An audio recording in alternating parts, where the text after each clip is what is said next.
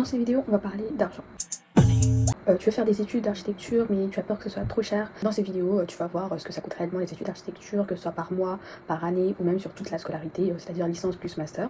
Et spoiler alert, oui, ça va coûter cher, mais c'est faisable. Coucou à tous et à toutes, je suis de retour. À la fin de la vidéo, il y aura un petit point sur qu'est-ce que va devenir la chaîne, comment je vais publier les futures vidéos, ainsi qu'un spoiler sur la prochaine vidéo. On va parler d'argent, je sais que c'est un sujet assez sensible, mais je pense que c'est un sujet important à traiter, surtout si on est étudiant et qu'on va rentrer en études supérieures. Il faut savoir quand même à quoi s'attendre, combien on va dépenser, qu'est-ce que ça va nous coûter réellement. Contrairement au lycée et au collège, où vous avez quasiment rien à dépenser à part fourniture scolaire en début d'année, en études supérieures, vous allez beaucoup dépenser. J'ai organisé la vidéo de sorte à avoir en fait 3 chapitres que je vais vous mettre tout de suite avec l'intitulé du chapitre et directement le moment où je commence à en parler dans cette vidéo, afin que vous puissiez directement aller à ce moment-là écouter ce qui vous intéresse, car on n'est pas là pour perdre notre temps, donc ça c'était vraiment inutile que vous perdiez votre temps à regarder toute la vidéo si au final il n'y a que 2 minutes qui vous intéressent dans la vidéo de 20 minutes. Donc voilà, premier chapitre, ce sera le budget universitaire à prévoir pour le mois, pour l'année et pour toute la scolarité. Ensuite, deuxièmement, c'est le budget universitaire plus les dépenses quotidiennes qu'un étudiant aura à faire, type loyer, etc. Donc ici aussi, vous aurez le budget mensuel, annuel et pour toute la scolarité. Et dernièrement, vous allez voir mon budget personnel qui fonctionne. Donc ça peut vous donner une idée du budget que vous pouvez prévoir. Donc pareil, mensuel, annuel et toute la scolarité. Donc on va commencer déjà par le budget universitaire. Ça comprend toutes les dépenses liées à votre cursus et à votre scolarité, pour faire simple. Donc pour commencer, en fait, il y a des dépenses dites ponctuelles. Pourquoi je dis ponctuelles? C'est-à-dire que vous n'allez pas le faire chaque année, vous n'allez pas le faire chaque mois, mais ce sont des dépenses que vous serez amené à faire obligatoirement, mais ça varie. Ça peut tomber à une année X, à un mois X, donc voilà, c'est une somme à prévoir en tout cas dès le départ. Donc déjà, si tu es passé par le parcours classique via Parcoursup, tu as dû payer une somme pour entrer en fait en école d'architecture. Enfin, l'école n'est pas payante, mais en fait, quand tu passes via Parcoursup, quand tu postules aux ENSA, tu dois payer 37 € pour qu'en fait ton dossier soit traité et pour voir en fait tout simplement si tu peux être admis pour passer l'entretien, qui est une première étape avant l'admission. Donc moi j'ai passé mes entretiens en 2022. À ce moment-là, cela coûtait 37 € pour que notre dossier en fait soit vu par l'école. Donc 37 € par école bien sûr. Donc si tu postules à plusieurs écoles, tu vas payer plusieurs fois 37 €. C'est une dépense à prévoir parce que moi j'ai dû payer 185 € pour 5 écoles. Donc voilà, ça c'est quand même une somme à prévoir. Donc ça varie bien sûr en fonction du nombre d'écoles que tu vises. Ensuite, il y a le pack de rentrée. J'ai déjà fait une vidéo dessus que je t'invite fortement à regarder pour savoir en fait quel est le contenu tout simplement de ce pack de rentrée, qu'est-ce que c'est déjà. Et donc pour le montant de ce pack de rentrée, alors il est situé entre 80 et 90 €. Ça varie d'une ENSA à une autre parce que oui, ces packs de rentrée ne sont disponibles que dans les ENSA, dans les écoles d'architecture publiques. Donc voilà, il faut prévoir quand même 80 à 90 € pour ce pack de rentrée qui n'est pas nécessaire, enfin qui n'est pas obligatoire. Vous pouvez acheter dehors, vous n'êtes pas obligé d'acheter le pack, voilà, le matériel se trouve dans les magasins, mais pour moi c'est un must. Voilà, ça vous évite déjà d'aller de magasin en magasin, vous avez tout au même endroit. Ensuite vient l'ordinateur. Donc oui, l'ordinateur c'est un réel investissement sur toute votre scolarité, voire même plus longtemps. Je vous conseille de mettre quand même 1000 € à côté, rien que pour l'ordinateur. Donc ça ne comprend pas tout ce qui est assurance, clavier, souris, housse, clé USB, disque dur, etc. Donc c'est vraiment 1000 € que pour l'ordinateur. Ensuite bien sûr, il y a tous les accessoires que je viens de vous citer, notamment l'assurance que je vous supplie de mettre, parce que j'ai vu des étudiants en fait qui n'en mettaient pas parce que ça coûte cher, oui, mais sur le long terme en fait c'est rentable pour nous, parce que si d'un jour à l'autre vous avez un petit souci avec votre ordinateur et que vous n'avez pas d'assurance, vous allez quand même payer très très cher. Donc mieux vaut payer 10 € d'assurance par mois que de devoir payer d'un coup 500 € ou 1000 € parce que tout simplement vous n'aviez pas d'assurance et que c'est la carte mère qui a décidé d'abandonner en cours de route. Donc voilà, comptez 1000 € pour l'ordinateur, et pour tout ce qui est accessoires, assurance, etc., comptez 200 € en plus. Voilà. Ensuite vient l'iPad, la tablette numérique, qui n'est absolument pas une obligation à avoir, c'est-à-dire que ce n'est pas un must. Si vous voulez, vous pouvez l'acheter, c'est très utile. Si vous n'avez pas les moyens, si vous n'en avez pas envie, vous pouvez passer toute votre scolarité sans tablette, hein. C'est faisable, je vous rassure. Si vous comptez acheter une tablette numérique, mettez quand même 1000 € de côté. Je sais que ça semble être énorme, parce que pour un ordinateur, je vous ai dit aussi de mettre 1000 € de côté, mais si vous achetez quand même une tablette de qualité, et surtout si c'est un iPad, vous pouvez largement arriver à 1000 €.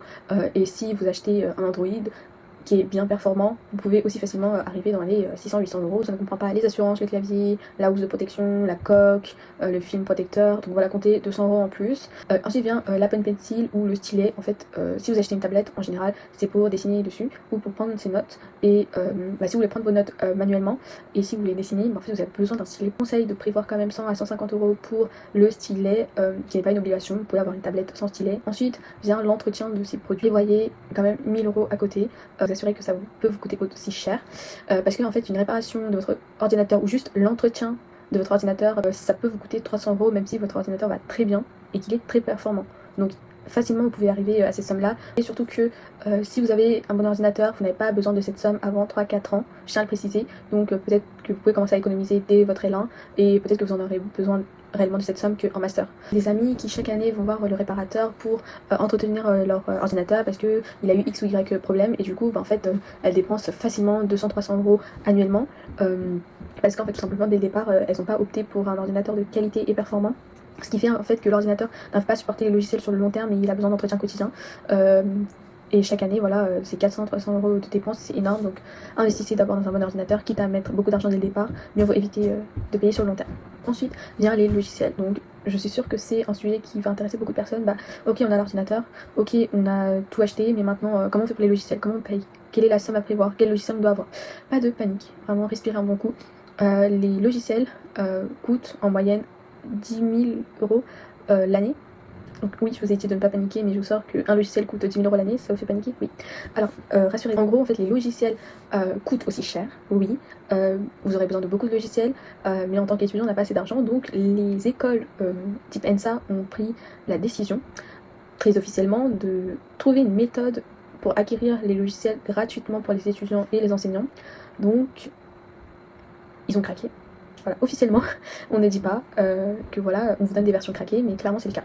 Les écoles envisagent les étudiants à craquer les logiciels tout simplement pour éviter de payer 10 000 euros l'année par étudiant par logiciel, parce que sinon en fait tout simplement l'école serait endettée pour je ne sais combien de millions et milliards d'euros. Concrètement, c'est gratuit pour nous. Vous n'avez pas besoin de prévoir de l'argent pour ça, tant mieux.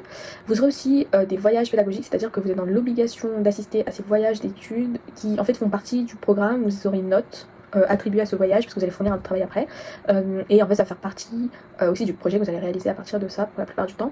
Arrivé à une certaine année, vous aurez un voyage de prévu. Donc pour l'ENSA Paris-Val de Seine, en deuxième année vous avez un voyage pédagogique obligatoire avec votre groupe de projet et vos enseignants de projet pour une durée de 5 jours. Donc pour les autres écoles ça peut varier, mais vous aurez aussi un voyage pédagogique. Vous vous demandez sûrement combien ça va coûter, comment prévoir tout cela. Alors les destinations sont décidées par les profs, ils vont nous l'annoncer au début du semestre pour pas qu'on l'apprenne quand même une semaine avant d'y aller, parce qu'il y a certaines destinations qui peuvent demander à avoir un passeport ou un visa, notamment par exemple si on souhaite y aller à Londres. Ensuite, pour ce qui est des dépenses, alors moi personnellement j'ai dépensé exactement 199 euros et 38 centimes pour 5 jours de voyage pédagogique. Alors je tiens à prévenir que ce que j'ai dépensé m'a permis de couvrir seulement la nourriture, le transport, les dépenses liées aux souvenirs, et j'ai acheté aussi par exemple des livres. Certains musées étaient payants aussi, donc j'ai dû dépenser de l'argent pour les billets d'entrée. Si vous voulez dépenser moins, vous pouvez largement survivre durant ces 5 jours. Un budget de 100 à 200 euros, c'est suffisant. Voilà. Moi j'étais voilà, aux alentours de 200, mais vous pouvez faire moins. Ensuite, pour ce qui est des logements, c'est payé par l'école, c'est-à-dire que c'est l'école qui s'occupe des hébergements, vous n'avez pas à vous en faire pour ça. Voilà, vous aurez en fait personnellement à dépenser d'argent que pour votre nourriture, votre transport pour aller en fait justement là où vous voulez visiter. On a le dossier Crous parce que à l'époque où moi j'ai fait mon dossier Crous pour la première fois, en fait il fallait payer un frais de dossier qui était de 4 euros. C'est pas énorme, mais voilà, chaque année j'ai dû payer 4 euros pour qu'en fait tout simplement mon dossier de demande de bourse soit validé. Et donc j'ai dû payer 4 euros en 2022, 4 euros en 2023, voilà comme ça 4 euros en 2024. Mais à partir en fait de 2025, ce n'est plus nécessaire de payer cette somme pour que votre dossier soit traité. Mais j'ai quand même voulu mettre ces dépenses en fait, parce que moi j'ai eu affaire à ces dépenses. Donc peut-être que dans le futur ils vont remettre en place ces 4 euros de frais, j'espère pas, mais je tiens quand même à vous prévenir. Voilà. Ensuite il y a les visites du site. Il arrive en fait que vous ayez des sites de projet qui ne sont tout simplement pas dans la zone géographique autour de votre école, mais dans un autre département ou même dans un autre pays. Donc c'est pourquoi je vous conseille de mettre 200 euros maximum, surtout en fait, si vous allez visiter le site quand même. Donc au total, après avoir fait cette liste, vous aurez à payer de manière ponctuelle 4175 euros au total. Et si vous ne prévoyez pas d'acheter de tablette, ça vous coûtera 2 975 €. Donc je ne prends pas en compte le dossier course ici car comme je vous ai dit, à partir de 2025 vous n'avez plus à payer les 4 €. Donc voilà une petite fourchette des paiements ponctuels. Donc on va passer au budget mensuel. Alors déjà pour le matériel qui est quand même la dépense que vous aurez le plus à faire et qui vous fera le plus mal au cœur. Il y a des gens qui vont vous dire oh les études d'archi ça coûte super cher parce que vous avez beaucoup de cartons à acheter, beaucoup de colle à acheter, tout ce qui est règles, écarts, etc. Bref ça coûte trop cher. Oui ça coûte cher. J'ai fait notamment une vidéo sur les fournitures scolaires liées à l'architecture en fait, que je t'invite à regarder, où je mets concrètement les prix et où en fait je te mets beaucoup de bons plans pour acheter de la bonne qualité à un prix raisonnable quand même sans se ruiner. Je t'invite à regarder cette vidéo. Et ensuite dans un second temps, je te conseille de mettre 50 € pour les dépenses matérielles, c'est-à-dire tout ce qui est carton, colle, impression. Le budget des 50 € fonctionne tout au long de votre licence, ça c'est certifié par moi-même, mais pour ça en fait il y a quand même des conseils que je préfère vous donner. Donc achetez votre matériel au maximum à la COP, ensuite faire vos impressions à l'école. Si vous avez un budget large, vous aurez tendance à dépenser plus en vous disant ah il me reste 20 € encore à dépenser, ah il me reste tel euro encore à dépenser. Donc c'est pour ça dans un premier temps, ayez un budget serré, puis ensuite ajustez-le en fonction de vos dépenses. Ensuite, je vous conseille d'avoir 10 € pour en fait tout ce qui est plaisir. Je vous dis plaisir, mais c'est pas vraiment ça en gros. Moi j'appelle comme ça parce que ça comprend tout ce qu'on achète au distributeur, tout ce qui est snacks, boissons, bonbons, etc. Parce qu'en fait tout simplement avec le manque de sommeil, avec la fatigue, les corrections interminables, vous aurez besoin d'une pause. Et durant ces pauses-là, en général, vous allez prendre quelque chose pour soit vous rafraîchir, soit vous réveiller, soit calmer votre faim ou votre soif. Et en général, on se tourne vers les distributeurs. Et je vous conseille quand même de mettre 10 € de côté. Ensuite arrivent les sorties éducatives. Je vous conseille de mettre 20 €. C'est des sorties liées à nos études, c'est pas pour aller en boîte de nuit, c'est pas pour aller dans des bars, non, c'est pour faire des sorties en lien avec nos études parce que durant les cours magistraux, les CM, en fait les profs vont pas mal nous parler de références architecturales, que ce soit des musées, des maisons, même un pont ou une sculpture, qu'on aura en fait envie de le voir en personne et en fait tout simplement ce budget, cet argent va nous permettre en fait de pouvoir y aller voir ces références tout simplement. Je tiens à vous rappeler que vous pouvez en tant qu'étudiant bénéficier de réductions avec votre carte étudiante que je vous conseille vivement de garder sur vous parce que en fait dans les musées ou dans les maisons que vous allez visiter ou même durant d'autres visites en fait il y a tout le temps des prix étudiants. Ça peut être 10%, ça peut être moins 20%, moins 50%, ce qui n'est pas rien quand même. Et des fois, il vous arrive aussi d'avoir la gratuité. Ensuite, arrive la nourriture. Quand je parle de nourriture, c'est en général le déjeuner, mais vous pouvez aussi inclure le goûter. Alors pour ce qui est nourriture, j'ai mis 50 à 100 € parce qu'en fait ça dépend du profil que vous avez. Alors moi je ramène ma nourriture pour tous les déjeuners, donc je ne paye rien concrètement car je n'achète rien le jour même, je le fais chez moi, je le ramène, donc voilà. Moi personnellement je mets que 10 € pour ce budget. Parce qu'en fait tout simplement je mets 10 € sur l'application Easily qui permet en fait de payer mes repas Crous si j'oublie en fait un jour de ramener ma nourriture. Donc voilà, moi 10 € me suffit. Si par exemple tu es boursier, tu as le droit aux repas Crous qui sont à 1 €. Pour les non-boursiers, le repas vous coûtera 3,30 €. Si vous comptez manger seulement au Crous, que vous soyez boursier ou non-boursier, 50 € ça vous suffit. Si vous prévoyez en fait d'acheter au supermarché vos déjeuners, comptez quand même 100 €, 150 € par mois. Après avoir fait la liste des dépenses mensuelles, voici le montant total à prévoir par mois. Alors vous aurez à prévoir 90 € si vous ramenez votre propre nourriture avec 10 € au cas où si vous avez oublié votre nourriture, 130 € si vous mangez au Crous, 230 € si vous mangez dehors ou si vous achetez voilà, au supermarché. Donc voilà déjà une petite idée de ce que vous aurez à dépenser par mois. On va ensuite passer au budget annuel. Le budget annuel, vous avez déjà la CEVEC à payer chaque année. Donc la CEVEC s'élève en 2025 à 105 €. En fait, depuis quelques années, en fait, le prix de la CEVEC ne fait que d'augmenter. Chaque année, comptez 10 € en plus. Prenez en compte quand même 100 €. Mais malheureusement en fait le prix ne fait que d'augmenter et ça constitue un réel budget quand même. Ensuite pour les boursiers vous n'avez pas à payer la CEVEC car vous êtes automatiquement exonéré si vous avez une bourse. Pour les ENSA qui sont des écoles nationales supérieures d'architecture, en fait ce sont des écoles publiques. Donc vous n'aurez pas des prix exorbitants à payer. Toutefois on a quand même des frais d'inscription annuels qu'il faut payer au début de l'inscription pour l'année universitaire qu'on va entamer. Donc l'inscription coûte 390 € pour le cycle licence et 535 € pour le cycle master. Attention, je tiens à prévenir que chaque année le montant de l'inscription peut varier, de même qu'une école à une autre, le montant varie aussi. Toutefois gardez en tête que c'est la fourchette à prévoir. Encore une fois, si vous êtes boursier ou boursière, vous n'avez pas à payer l'inscription, vous êtes automatiquement exonéré. Toutefois les non boursiers doivent payer cette somme chaque année. Donc là je vais tout de suite vous donner les montants du budget annuel. Alors ça ne comprend que les 10 mois où vous avez cours. Vous devez prévoir pour une année 1395 € si vous ramenez votre nourriture directement de chez vous. Vous devez prévoir 1795 € si vous mangez au Crous, 2795 € si vous mangez dehors ou acheter au supermarché. C'est un budget qui ne comprend pas les anomalies et imprévus énumérés dans la partie des cas ponctuels. C'est pour ça que ça vous semble assez bas et assez flou, parce que là je vous balance un peu des montants, mais ces montants ne sont pas réellement caractéristiques des années, parce que chaque année est différente et vous n'allez pas payer la même somme chaque année, et selon si vous êtes boursier ou non boursier, vous n'aurez pas les mêmes sommes à payer. Là je vais vous donner en réalité les vraies fourchettes à prévoir avec les variations d'une année à une autre, pour qu'en fait vous ayez un budget plus réaliste. Donc il y aura le budget pour les non boursiers et pour les boursiers. Donc ne vous inquiétez pas s'il y a trop de chiffres et que vous ne comprenez pas, vous n'avez pas assez le temps de les voir ou de les assimiler. Je vous mettrai en description. Un étudiant non boursier devra prévoir pour la première année de licence entre 2685 € et 4085 €. Dans ce budget, je prévois aussi l'ordinateur et le pack de rentrée. Si l'étudiant souhaite acheter aussi une tablette numérique, alors le budget va aller jusqu'à 4940 €. Et par exemple, vous pouvez voir qu'en 5e année, il aura un budget complètement différent qui va de 3940 € à 5340 €. Tout simplement, en 5e année, vous aurez plus de dépenses. Par exemple, vous aurez, imaginons, 2 visites d'un site. Par exemple, plus de dépenses au niveau du matériel parce que c'est quand même la dernière année et vous avez le PFE. Et ensuite, vous aurez quand même beaucoup d'impressions. Donc voilà. D'une année à une autre, les fourchettes évoluent énormément. C'est pourquoi j'ai fait une liste plus détaillée. Ensuite, pour un étudiant boursier, il devra prévoir en première année entre 2295 € jusqu'à 3695 € avec ordinateur et pack de rentrée. Et ensuite, par exemple, en dernière année de master, il devra prévoir entre 3405 € jusqu'à 4805 €. Donc voilà les fourchettes. Donc on peut voir que d'un étudiant non boursier à un étudiant boursier, ça varie quand même énormément de 500 à 1000 € qui est quand même énorme par année. On va passer au budget pour la scolarité. Ça ne prend en compte que la licence et le master. Vous aurez à payer entre 13 055 € à 20 855 € pour un non boursier et 10 815 € à 18 615 € pour les boursiers. Donc encore une fois, on voit qu'il y a quand même un décalage de 2 000 3 000 € qui est quand même énorme. Ces montants peuvent vous paraître énormes. Moi au début, ça me paraissait quand même exorbitant, mais dans la réalité, en fait, ce sont des dépenses nécessaires et obligatoires que vous pouvez bien sûr payer un peu moins que ça ou un peu plus que ça pour vous donner une idée, pour en fait déjà vous montrer que ce montant n'est pas si cher en réalité. En études supérieures, une année d'architecture en licence dans une école privée à Paris coûte entre 8 000 à 10 000 € pour une année. Donc je vous laisse faire le calcul, surtout qu'en master ça coûte un peu plus cher. Donc déjà dans un premier temps, ça nous rassure en nous disant ok, je paye 10 000 € pour toute ma scolarité, je ne paye pas 10 000 € l'année. Ça permet de relativiser.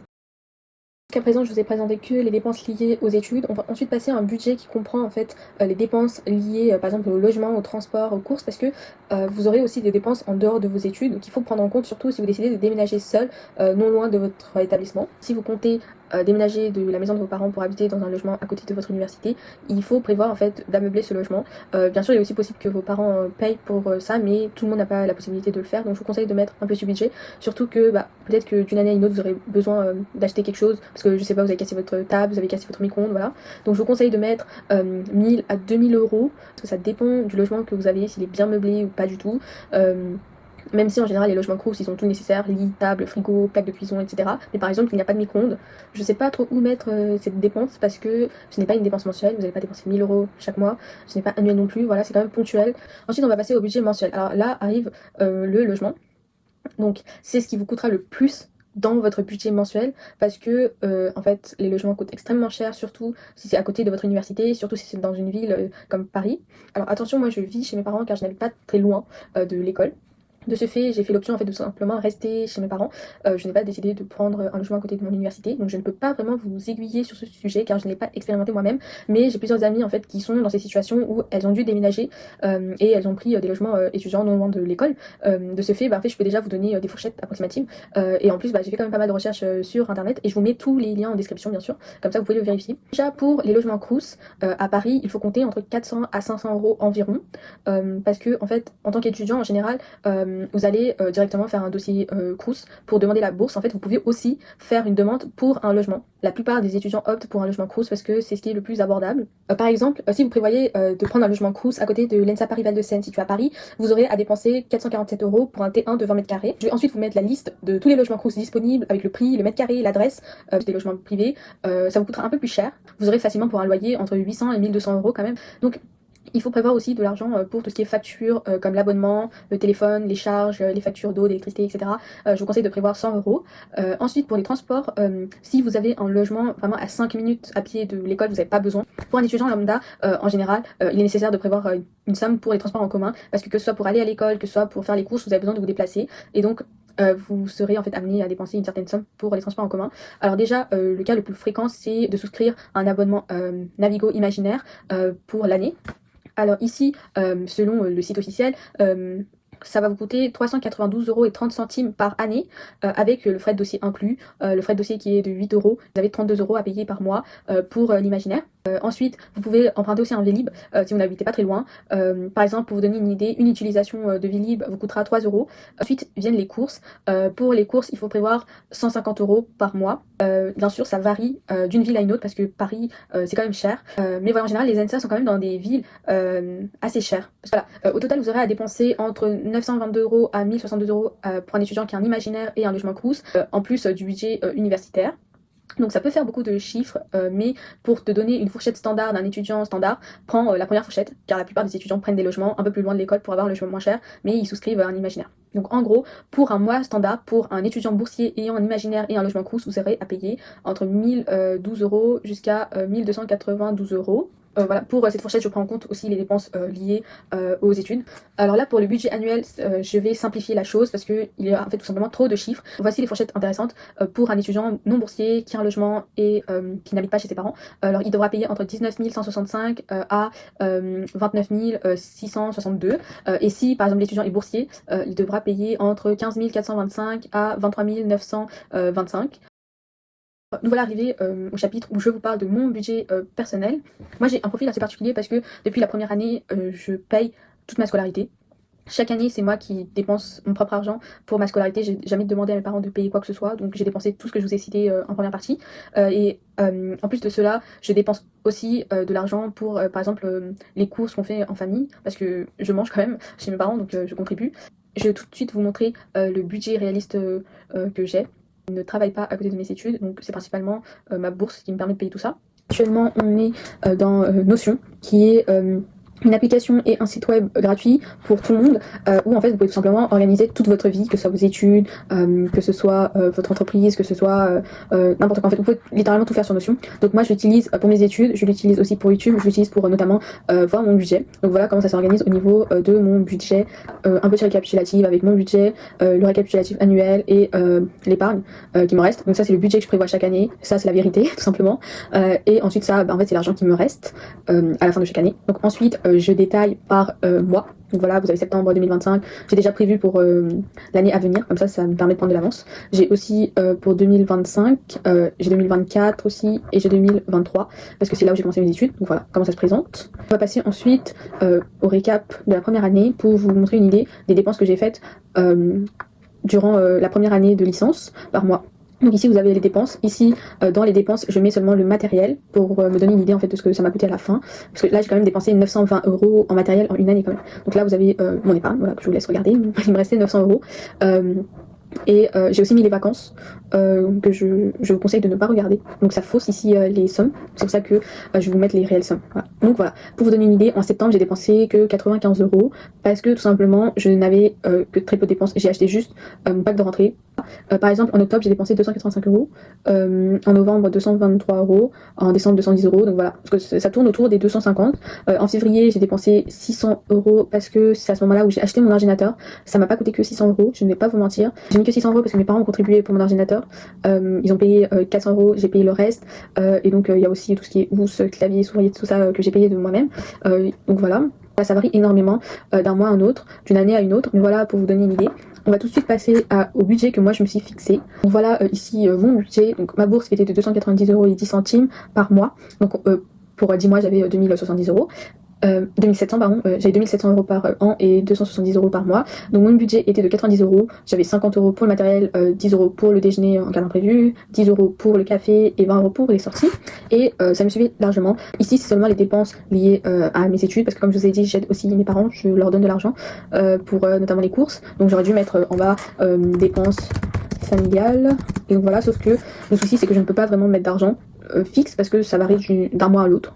Donc voilà mon budget que j'ai mis sur Notion. Alors je sais que ça peut être un peu flou et incompréhensible, donc c'est pourquoi je vous ai remis en détail mes dépenses mensuelles, annuelles et pour toute ma licence, pour que vous puissiez avoir une idée réaliste de ce qu'un étudiant pourrait concrètement dépenser. Si tout comme moi vous voulez faire des études d'architecture mais vous avez peur que ce soit trop cher et d'un autre côté vous voulez aider vos parents financièrement, alors ici je vous prouve qu'il est possible qu'avec une bourse vous pouvez payer vos études et en plus aider vos parents financièrement. On vient de finir avec la partie maths, c'est peut-être pour ça qu'on nous disait qu'il fallait bien connaître les maths pour les études d'architecture, parce qu'on ne fait pas de maths appliquées comme des équations etc, mais on fait des calculs de nos factures et nos dépenses pour pleurer à la fin du mois. Donc si quelqu'un m'avait dit en fait que je paierais autant par mois ou par année pour les études supérieures au lycée, vraiment j'aurais rigolé, mais maintenant que c'est la réalité, mon quotidien, je me rends compte que en fait on peut dépenser énormément pour des études, même si on est en fait dans une école publique, parce que même si on nous dit ok on est dans une école publique, on est amené quand même à dépenser 10 000 euros pour une scolarité, ce qui n'est pas rien, ce n'est pas donné à tout le monde, et ça fait réellement mal au cœur.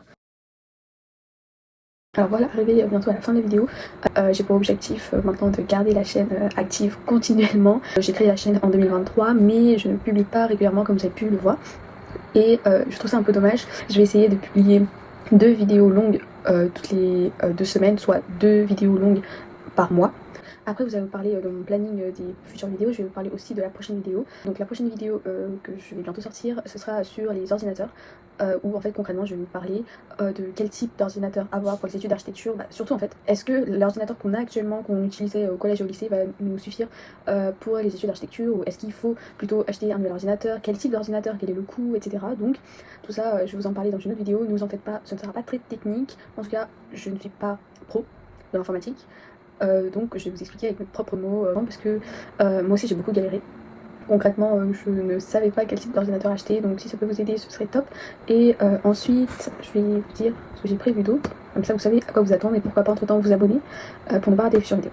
Alors voilà, donc dans un premier temps ce sera l'ordinateur qui sera la prochaine vidéo. Ensuite j'ai prévu de faire une vidéo sur les spécialités, quel a été mon parcours collège, lycée, études supérieures, pour vous dire un peu mon parcours et vous dire quelle spécialité j'ai fait concrètement, qu'est-ce que je vous encourage à prendre, comment ça se passe concrètement, et si en fait tout simplement il y a des spécialités à prendre en majorité pour entrer en études d'architecture.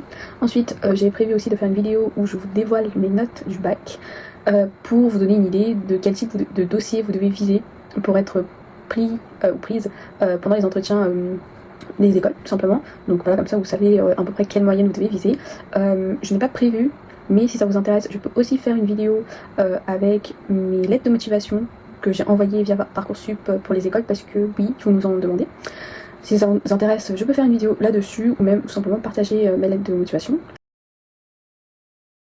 Donc voilà, on est arrivé à la fin de la vidéo. J'espère déjà que cette vidéo t'a été utile. Ça m'a pris quand même pas mal de temps à faire tous ces calculs, donc j'espère que tu pourras me supporter en mettant déjà un petit pouce en l'air, et n'hésite pas à t'abonner.